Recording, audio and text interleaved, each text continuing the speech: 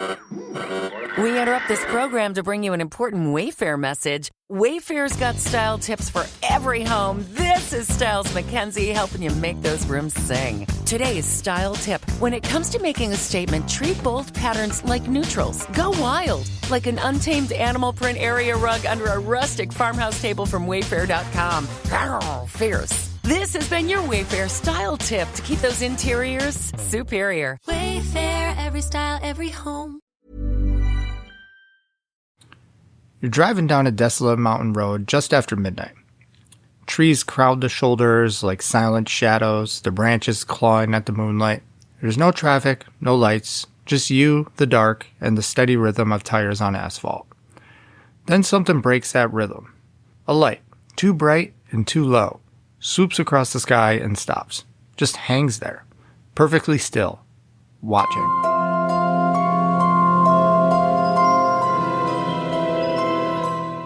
Welcome back to Paranormal Directive 13, where every week, me, your host Matt, dives headfirst into the most influential and frankly unsettling encounters in history. You know the stories that kind of change everything? The ones that create a template for all the stories that follow? Well, this one is the patient zero of alien abductions. This is the blueprint. It's September 1961 in the mountains of New Hampshire, and two people, a social worker and a postal carrier, are about to have their realities completely shattered. This is the story of Betty and Barney Hill. Now, before we start, let me just say this. This isn't some backwoods tale from two attention-seeking nobodies. Betty and Barney were respected community members. Barney was a World War II vet, civil rights activist who served on the New Hampshire Civil Rights Commission, and Betty was a dedicated social worker. Both were active in their church, in their community, and they weren't people prone to fantasy or seeking the spotlight. They were so credible that their case ended up in our favorite, Project Blue Book, and was studied by astronomers, psychiatrists, government officials, the whole works. It's September 19th, 1961. The Cold War is at its height, space race is on, and Betty and Barney Hill are driving home from an impromptu vacation to Montreal and Niagara Falls. So to really set the scene, let's dive into who Betty and Barney Hill were. Betty is 41. She's a white woman with short brown hair and glasses. Barney is 39, African-American and well-dressed. This is one of your first mixed-race couples, especially back in American 1960s. It was really rare to see a mixed-race couple. Now they're tired, it's late. They're driving their 1957 Chevy Bel Air down US Route 3 through the White Mountain. The radio's playing, but, reception's spotty in the mountains. It's around 10:30 p.m. And Betty's the one who spots it first. There's just a bright light in the sky. Initially, she thinks maybe it's a shooting star, but it's moving upwards. And then she thinks maybe it's a satellite or a plane. But planes don't suddenly change direction, and they don't go larger and brighter as they approach your car. Barney, pull over. Look at that light. It's following us. Oh, it's probably just a satellite, or maybe a commercial plane heading to Canada. But it keeps following them, for miles. They stop several times to look at it through binoculars. The more they watch, the more irregular and strange its movements become. It swoops, it hovers, it changes color from white to red to orange. By the time they reach Franconia Notch, Barney is seriously concerned. This isn't normal aircraft behavior. They pull over again near Indian Head, which is a resort area. By now, the object is so close that Barney can see a massive pancake-shaped craft with rows of windows illuminated by just a blinding bright light. So what does he do? Either something that makes him the bravest man in New Hampshire or the most foolish man in New Hampshire. He gets out of the car, takes his pistol out of the glove box, puts it in his pocket, and walks toward the object with his binoculars in hand. And now we reach the most terrifying part of this initial encounter. It's around 11 p.m. Barney approaches the craft. It's hovering about 50 to 80 feet above the ground in a nearby clearing. Barney's heart is beating out of his chest as he's walking towards it, but he keeps going, stopping occasionally to look at it through his binoculars.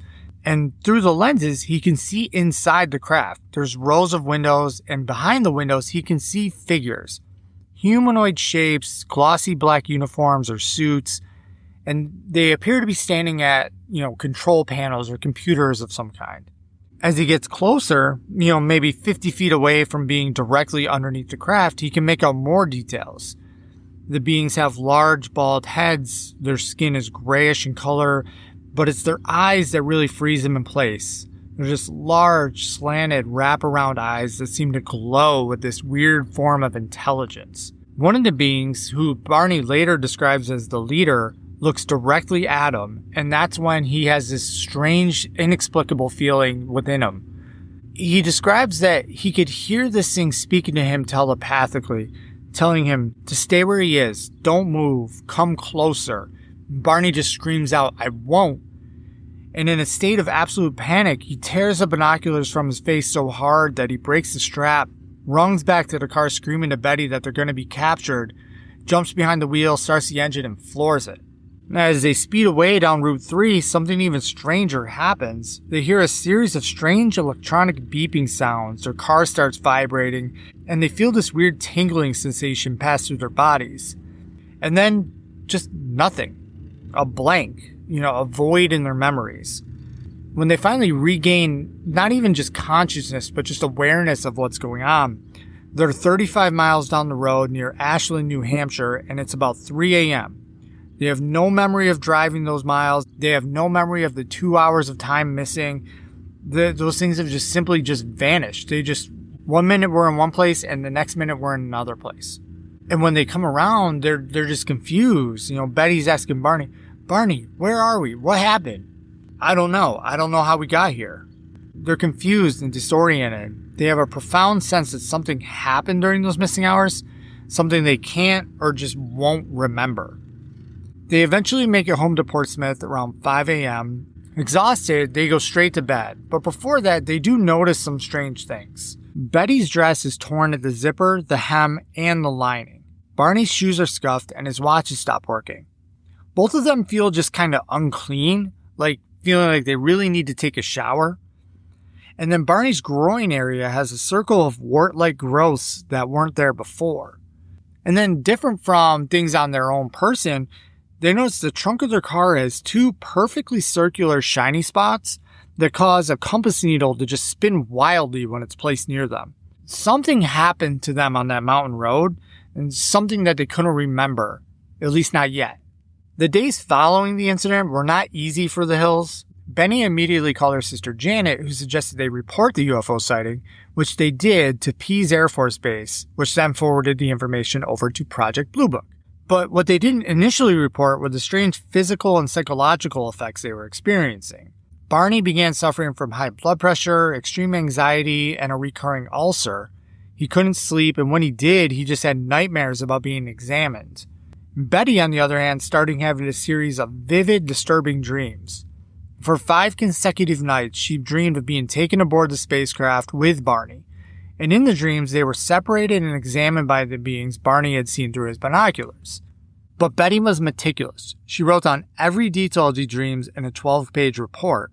And just a sample of these dreams, she wrote, "They took me into a room and laid me on a table. There was a bright light above me. The leader stood by my head while another being took a long needle and inserted it into my navel. I screamed in pain, and the leader moved his hand in front of my face, and the pain instantly stopped. I asked why they were doing this, and he said, to see if you're like us. And I asked what he meant, and he said, to see if you could survive on our planet." And these dreams were so disturbing that Betty convinced Barney that they needed to go to a doctor. They needed to see someone. They consulted with their family physician, who then referred them to a neurologist to see if they'd experienced some sort of shared hallucination, carbon monoxide poisoning, something that could explain what they were dealing with.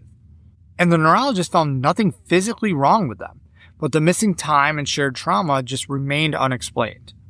In December 1963, the Hills read an article in the local newspaper about UFO researcher and engineer Walter Webb. They contacted him and shared their experience. And Webb spent hours interviewing them separately and together, and he was impressed by their sincerity and the consistency of their stories. Webb then connected them with Dr. Benjamin Simon, a respected Boston psychiatrist who specialized in treating trauma through hypnosis. And that's when things got even weirder. Beginning in January 1964, Betty and Barney Hill underwent a series of hypnotic regression sessions with Dr. Simon. And these sessions were conducted separately to ensure that they didn't influence each other's recollections. And the tapes of these sessions are genuinely disturbing. Barney, a normally proud and reserved man, just breaks down sobbing, physically trembling as he recalls the events of that night.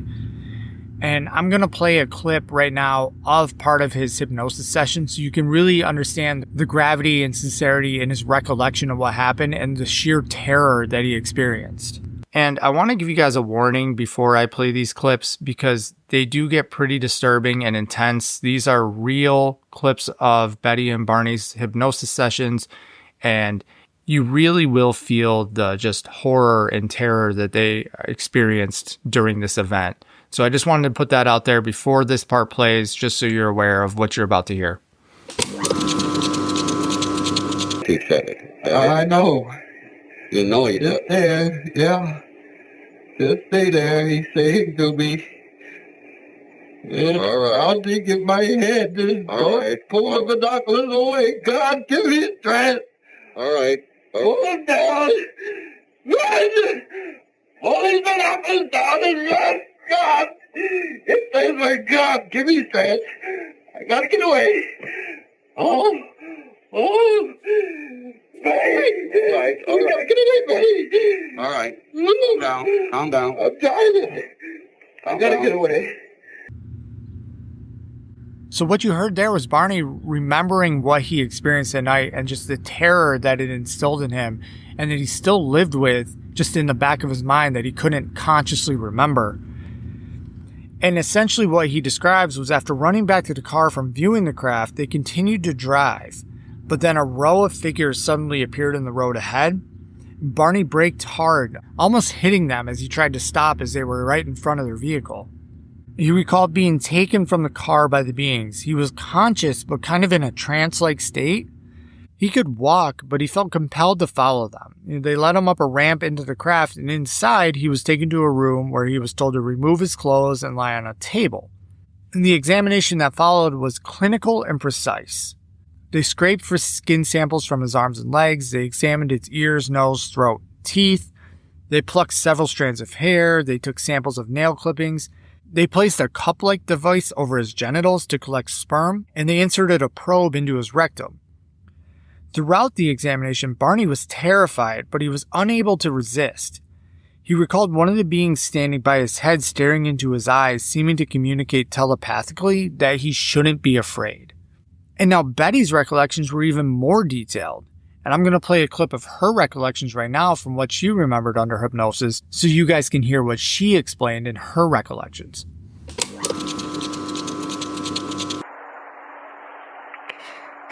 And the examiner has a long needle in his hand.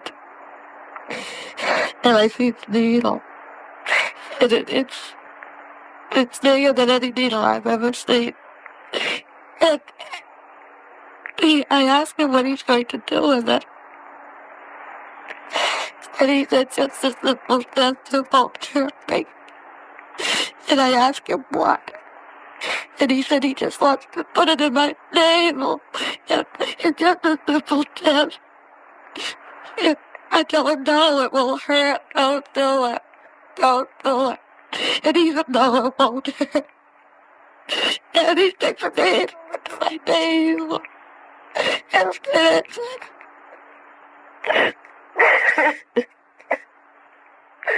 And I'm crying and I tell him it's hurting, take it out.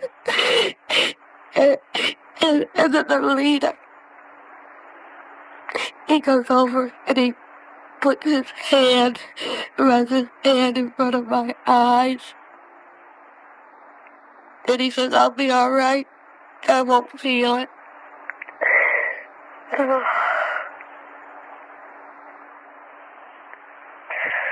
And all the pain goes away. So that was part of Betty's hypnosis tape. Now she remembered being separated from Barney and taken to a different examination room, and they communicated with her through a combination of broken English and telepathy. And they told her not to be afraid. She explained that the leader seemed kinder than the others. He kind of explained things to her, just saying that they were curious about them. They've never seen humans up close before. And her examination was similar to Barney's, but with a few key differences.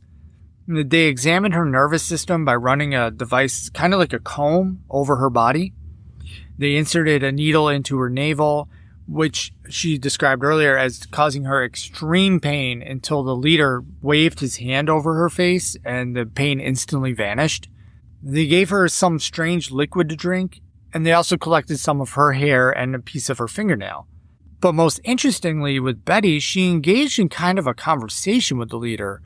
She asked where they were from, and in response, he showed her a three-dimensional star map, which was, a projection of connected dots with some solid lines between them and some dotted lines. And he asked her if she knew where she was on the map, which she didn't. She didn't have any knowledge of these star maps and where they would be in relation to other stars in the galaxy. And he explained to her that the solid lines on the map represented trade routes, and the broken lines were expeditions, like areas that they were exploring. Betty would later on draw this map from memory, and it became one of the most analyzed pieces of evidence in UFO history, but we'll get into that a little bit later here in the episode. And according to both Betty and Barney, after the examinations were complete, they were escorted back to their car, and the beings explained that they would forget everything that happened. They were told to stay in the car and watch the craft depart. And then, just as predicted, they did forget. At least until Dr. Simon and his hypnosis sessions brought it all kind of rushing back to them.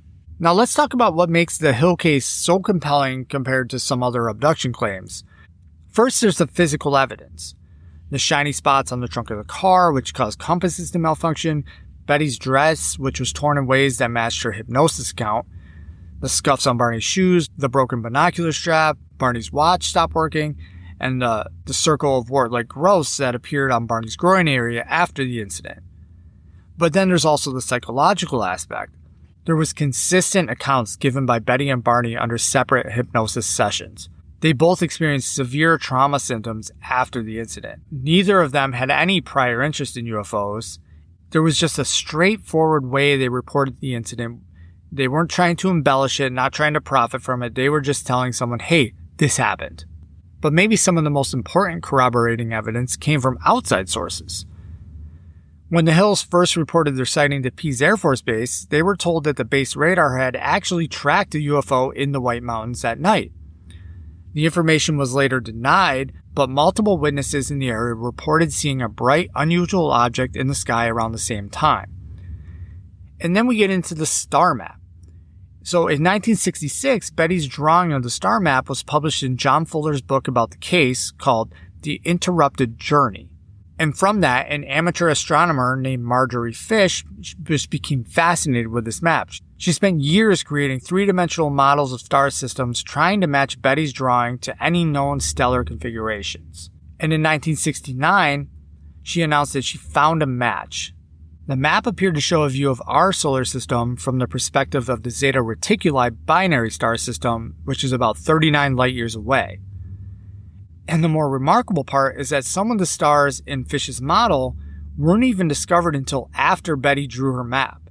And modern astronomers have confirmed that Fish's model is largely accurate. And the Air Force's Project Blue Book predictably wrote off the Hill case as a misidentification of the planet Jupiter combined with sleep deprivation. But even our man Dr. J. Allen Hynek later on said that the Hill case was significant and puzzling.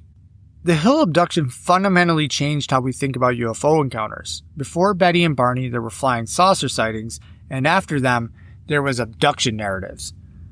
Their case included elements that would later become kind of the standard in alien abduction claims. The medical examination, the missing time, the use of hypnosis to recover memories, the gray beings with large heads and eyes, and the telepathic communication. Remember, when they reported this, the idea of what we think of a common gray alien wasn't a thing. This started with Betty and Barney Hill. So what happened to the Hills themselves after this? Now, Betty became somewhat of a celebrity in UFO circles. She never backed down from her story and continued to have UFO sightings throughout her life. She spoke at conferences, became an advocate for serious scientific study of the phenomena. Barney was much more reserved. He didn't really want to talk about anything that happened. The experience seemed to affect him a little more deeply.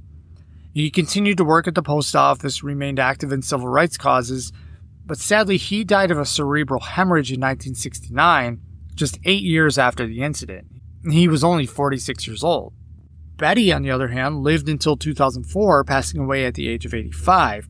Until the day she died, she remained convinced of the reality of her experience till the very end.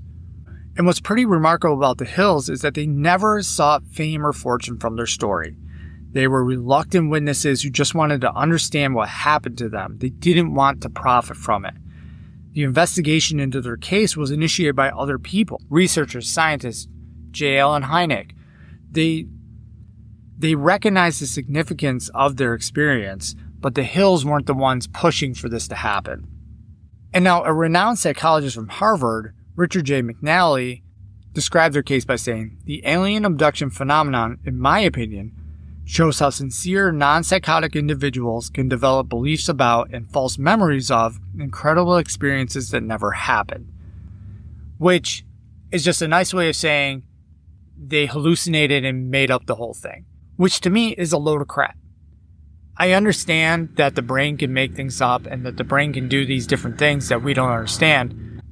But for both of these people to have this shared memory, this shared experience, to the detail, to the minute, years and years and years and years after it happened, to say that that was just their mind making that up, to me is just absolute nonsense.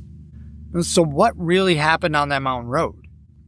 Was it a real encounter with non-human intelligence, or was it just a shared hallucination? False memories that were implanted during hypnosis, or was it something else entirely? The beauty and kind of the terror of this case is that we may never know, but their story continues to kind of haunt us and challenge our understanding of reality and remind us that, maybe the universe is stranger than we can imagine. To me, this is the one UFO case that seems the most credible and most real. Their hypnosis tapes alone are something that sold me on just the terror and fear that they had. And I don't think that's an implanted memory that people can just kind of create. I think that's something real that happened to them. I don't believe that this is just a false memory created out of their own minds. There's something more to this. Whether that was a real UFO abduction or something else, it's more than just something they created in their minds because they were sleep deprived. Thank you guys so much for listening to today's episode. If you like the show, maybe consider giving, just a little 5-star rating on iTunes or a like on whatever podcast app you use. It would really mean a lot and go a long way towards promoting and growing the show. Also, check out the Patreon, patreon.com/paranormaldirective13. We have weekly mini episodes that drop every Thursday. And then I am adding a new show that's going to be on there on Mondays as well. Both of those you can get on the $5 a month Founders tier. And then each week with each episode on the main podcast, there will be pictures and articles and things like that that'll be on there for free. And check out the social medias, TikTok, Instagram, YouTube at Paranormal Directive 13.